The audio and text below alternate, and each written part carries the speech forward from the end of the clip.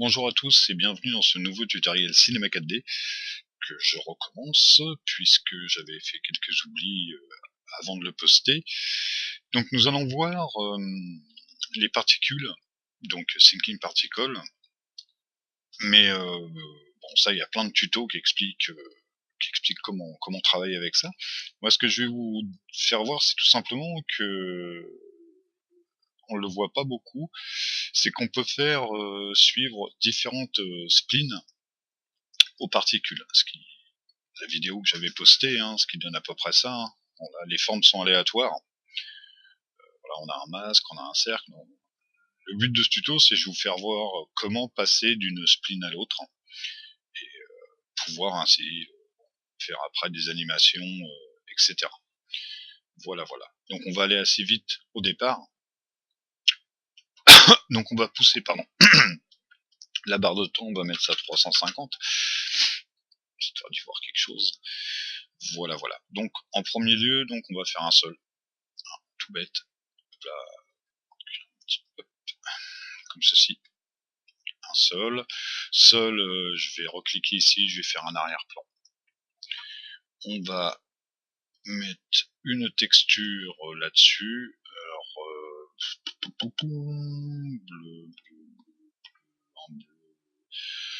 un bleu assez foncé, quelque chose de foncé. Voilà, comme ça. Je vais laisser comme ça, je retoucherai s'il y a lieu. Donc on va appliquer la texture sur l'arrière-plan et sur le sol. Sur le sol, clic droit, Cinema 4D, rendu. Voilà. Et sur le tag rendu, composition avec le fond. Donc là, voilà, on va obtenir un écran bleu. On va, excusez-moi, on va tout d'abord donc définir un neutre. Voilà, que je vais renommer particule. Alors ça, vous lui donnez le nom que vous voulez, X, Y ou Z, ça n'a aucune importance. Ce neutre particule, donc à la base, l'axe bleu est vers le fond, donc on va lui faire une rotation. Ici, une rotation pour le faire partir dans ce sens-là, donc une rotation de 90 degrés. Voilà. À ce neutre, on va lui jeter Cinema 4D, un tag, le tag Expresso. Voilà, donc on a notre fenêtre Expresso qui s'ouvre. On va, je vais agrandir ça un petit peu. Hop, on va aller dans Spool, on va aller chercher nos paramètres. Et ici, Thinking Particle. Je suis pas dans le bon truc, ça recommence bien. Voilà. Donc tout d'abord, on va préparer notre schéma. Donc on va glisser le nœud de particule donc, dans l'Expresso. Pour l'instant, ça c'est un peu ce qu'on voit tout le temps. De toute façon, tout le premier montage, c'est ce qu'on voit partout. On va ajouter donc un générateur, donc un peurage. Voilà. Comme ceci.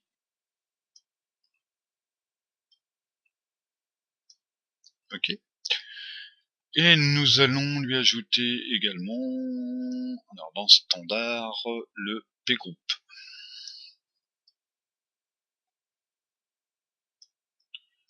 Voilà. Hop. Au niveau des,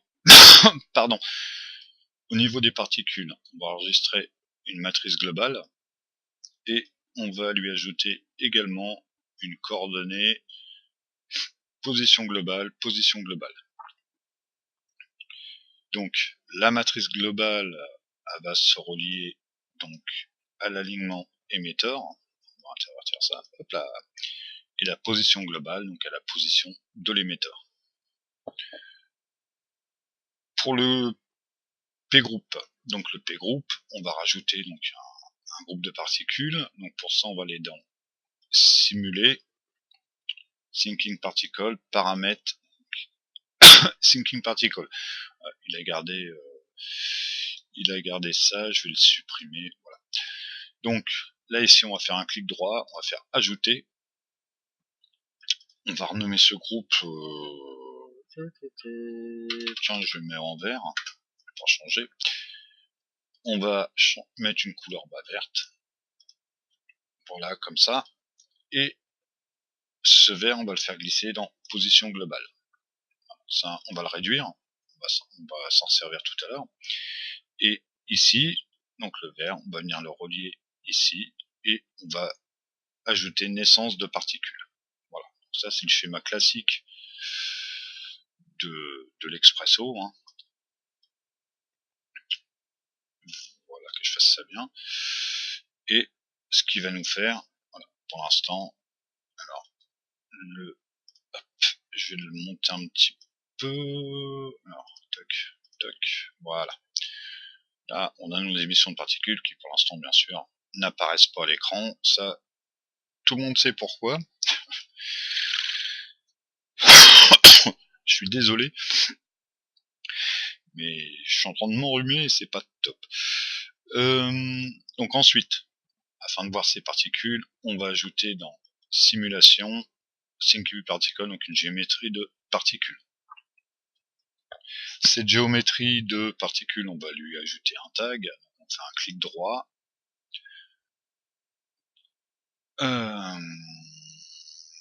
On va dans la propriété R, pardon, et on va faire rendu des cheveux.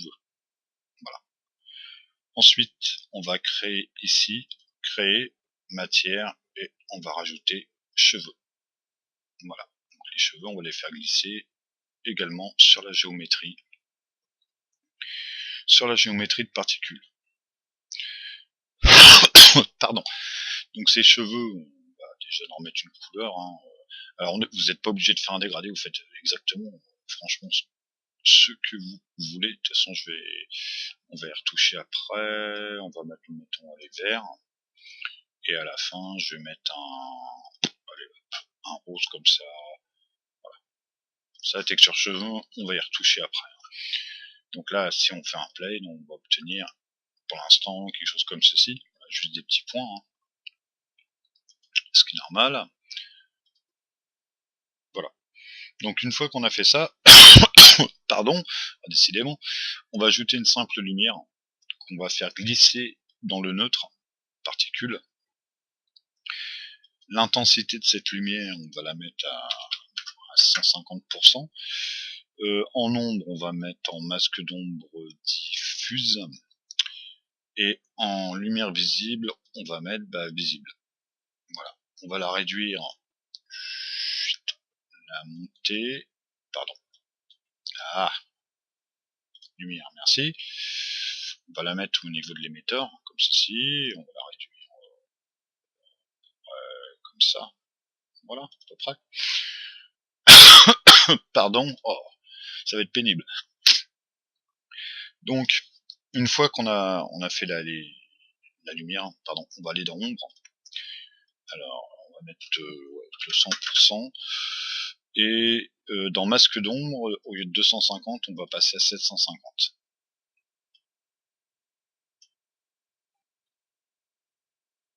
Je vérifie que je me suis pas planté. Ensuite, on va aller dans détail. Et détail à atténuation, au lieu de mettre 100, on va mettre carré inversé physiquement précis. Voilà. On va le réduire également comme ceci.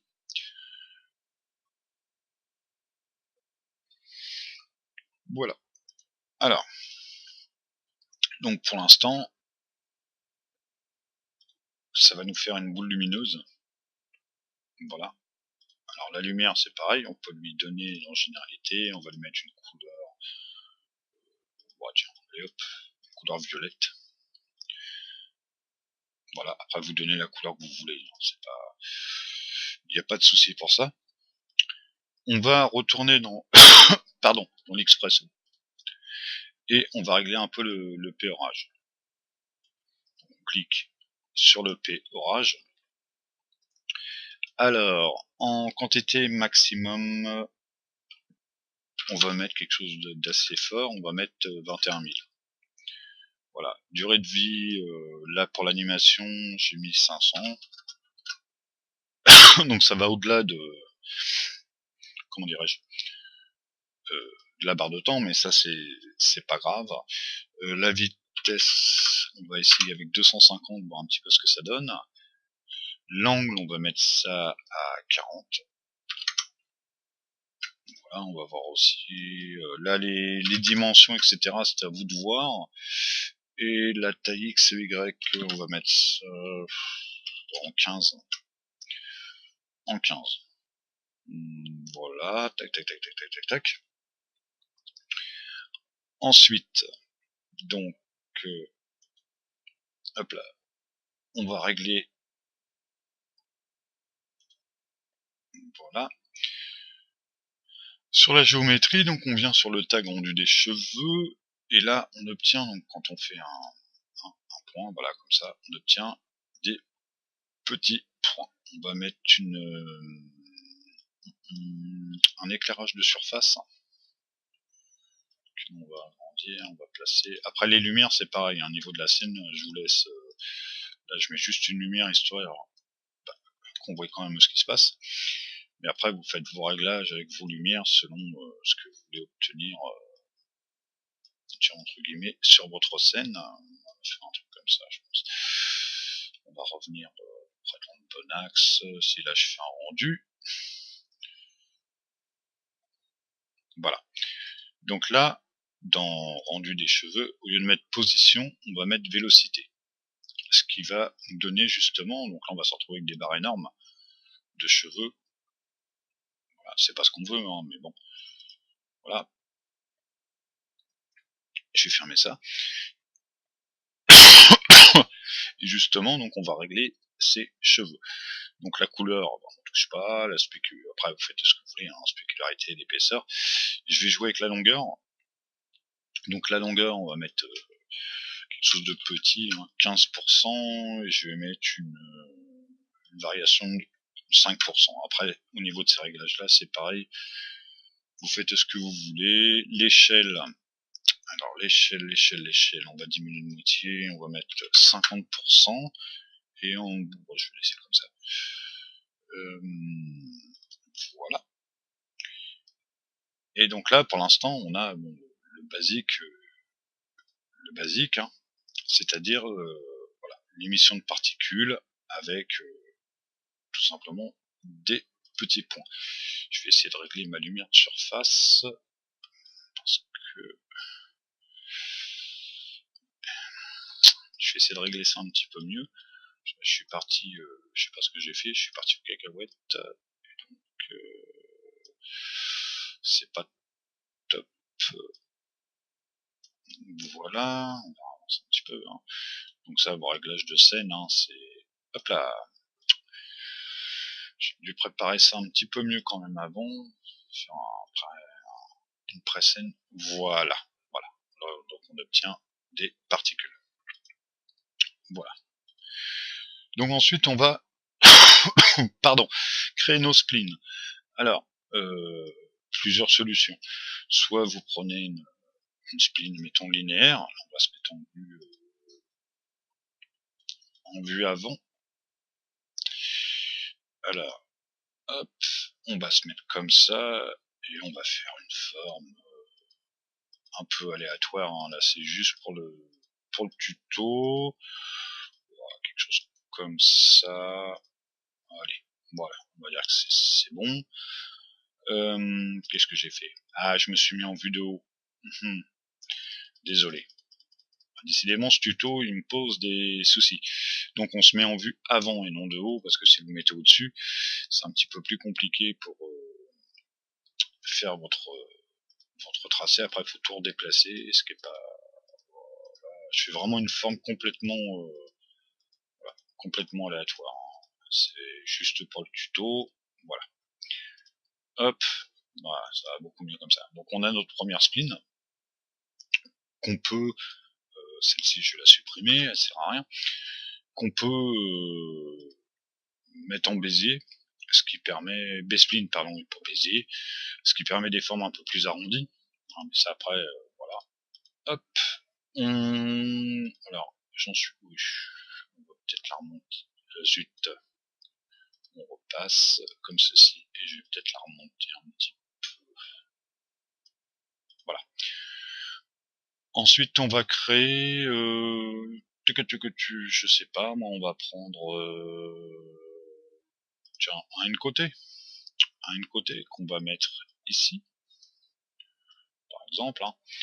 Le côté, on va en mettre 6, on va l'agrandir un petit peu, voilà, comme ça. Et allez, on va en mettre une troisième. Qu'est-ce qu'on pourrait lui mettre? Une étoile, tiens, pourquoi pas. Alors l'étoile, on va la reculer un peu dans le fond comme ça, hein, histoire de disposer. Je vais la laisser, pardon, telle qu'elle est. Voilà. Donc là, on a nos 3 splines. Et maintenant, ce qu'on veut, c'est que ces particules qui sont là suivent les splines l'une après l'autre, de façon à ce qu'on puisse changer, en fin de compte, d'un objet à l'autre durant notre animation. Alors c'est tout bête, ce truc-là est tout bête, et c'est vrai qu'on le voit pas dans les tutos la plupart du temps, et c'est bien dommage. Hop là. Donc sur les particules, simplement, on va faire un tag Cinema 4D, on va mettre aligné sur la spline. Donc quand on est sur le tag aligné sur la spline, on a donc la spline directionnelle. Donc là, c'est-à-dire qu'on va lui indiquer quelle spline il doit utiliser. Donc là, en l'occurrence, on va mettre la première. Voilà, donc là, si je fais un play, pour l'instant, il se passe pas grand-chose, et c'est normal, d'accord, puisque il faut qu'on gère la position. D'accord. Là, si je mets à 60%, elle va rester là. Vous voyez? Donc il faut l'animer, ça. Donc pour ça, on va mettre à 0% ici. D'accord. On a notre première spline. On va faire un contrôle-clic pour lui mettre une clé. Et ici, on va faire un contrôle-clic à 0 également pour lui mettre une clé. Ensuite, on va venir à 100... Allez, 100 frames, hein, c'est vraiment pour le tuto. À 100 frames, ici, on va modifier, on va mettre 100%. Et à nouveau, contrôle, clic, et on met notre clé. Ensuite, on va venir une image plus tard. On va mettre notre deuxième spline à la place de celle-ci. Donc on va faire un contrôle-clic et on lui ajoute une clé. La position, on va la mettre à 0%. C'est quelque chose de très simple. Contrôle-clic. Et là, on va dire qu'à 160, je veux que ici, ça soit à 100%, et je fais un contrôle-clic. Je vais une image plus tard, j'insère ma dernière spline, l'étoile, je fais un contrôle-clic, voilà, je mets, n'oubliez pas de remettre à 0% à chaque fois, contrôle-clic sur la position, je viens à 241, et là je mets à 100%, et contrôle-clic. Donc là, on va obtenir donc, voilà, ceci, pour le moment. D'accord. Donc là, on remarquera que tous sauf, hein. On va travailler un peu sur tout ça. Donc on va rouvrir notre Expresso. Voilà. Et une fois qu'on a rouvert notre Expresso, on va commencer par lui ajouter donc un P-conduit. Donc dans alors le P-conduit, il est dans le dynamique. Voilà. Et ça y est.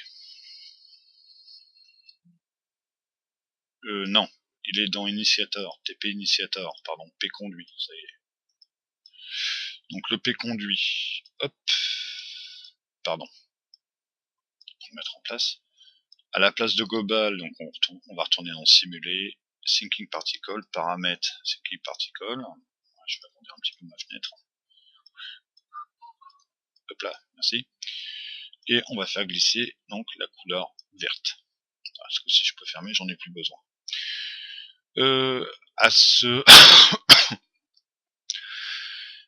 Afin de maîtriser un peu la chose, donc on va rajouter, voilà, on va lui rajouter donc un P gravité qu'on va mettre ici.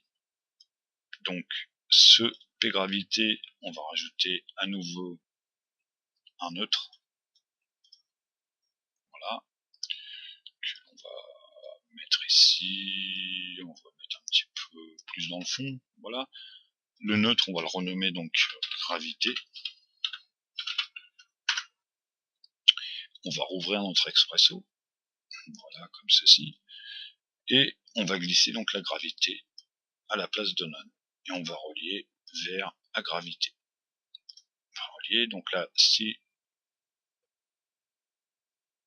alors oui, effectivement, la gravité, on va lui faire une rotation, hop, donc l'axe bleu, on va s'arranger pour que ça vienne un peu plus vers le bas, hop, hop, ce qui va permettre, sinon, évidemment, voilà. Ensuite, on va rouvrir notre expresso. Cette gravité, on va la régler, on va mettre, je sais pas moi, 20%. Voyons voir ce que ça donne. Après, c'est les réglages, hein. Faut travailler, aller peut-être un peu loin. Je pense... pardon. Ah. Gravité, peut-être un petit peu loin. Et alors, l'expresso, P gravité, au lieu de la laisser en plein air, je vais la mettre en sphère. Voyons voir ce que ça donne. Alors, P gravité, tac, tac, tac. Normalement, voilà. On va la repousser un petit peu.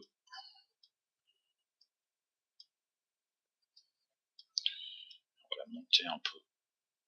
Comme ça. On voit que c'est assez rapide.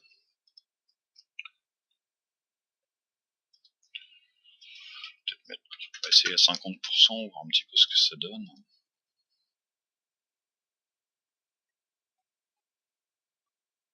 Ok. Hop. On va retourner donc dans notre expresso.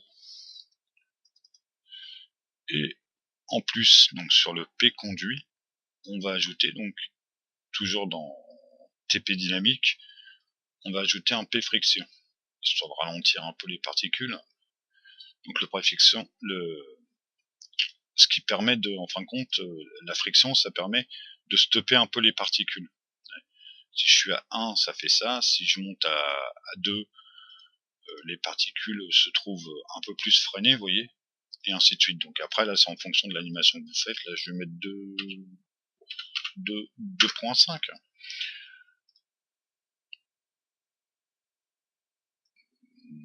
Voilà, 2.5, c'est déjà pas mal. Après, vous réglez. Voilà. Après, donc, on peut rajouter, bien évidemment, le pébule. Voilà, on relie. Hop, et le pébule, on va, je sais pas, l'amplitude, variation d'amplitude, on va mettre 30%. Voir un petit peu ce que ça nous fait. Voilà, un petit peu de... Voilà. Donc après, voilà, vous réglez vos paramètres en fonction de ce que vous faites. Donc le but du jeu, bon là on a rajouté un gravité, un P friction et puis un P bulle. P bulle, ça fait des petites bulles aléatoires là qui partent dans tous les sens. On peut même faire une variation de vitesse, on va mettre allez, 5% en variation de vitesse. Mais le but, voilà, du tuto, c'est de passer d'une spline à l'autre. Voilà, c'est vraiment ce qui permet que lorsqu'on joue l'animation, voilà, on peut, après à vous de voir hein, ce que vous voulez faire. Là, il suit bien le N côté, et là, il finit bien par l'étoile. Voilà, comme ceci. Hop, j'arrête mon animation. Pardon. Et donc voilà, on a fait la première spline, il est passé directement à la deuxième, et il finit avec celle-ci. D'accord, tout simplement avec les fonctions de l'alignement sur la spline, où on règle ici et ici. Voilà. Bah écoutez, voilà, c'est tout pour ce tuto. J'espère qu'il vous plaira et qu'il vous aura aidé, hein, parce que c'est vrai que sur les particules, il y en a énormément de tutos. Donc là, bah voilà, j'avais pas vu ça sur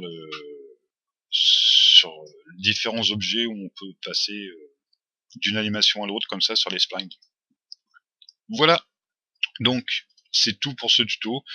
Je vous dis à ciao bye, à bientôt pour sûrement un prochain tuto. Allez, bye bye.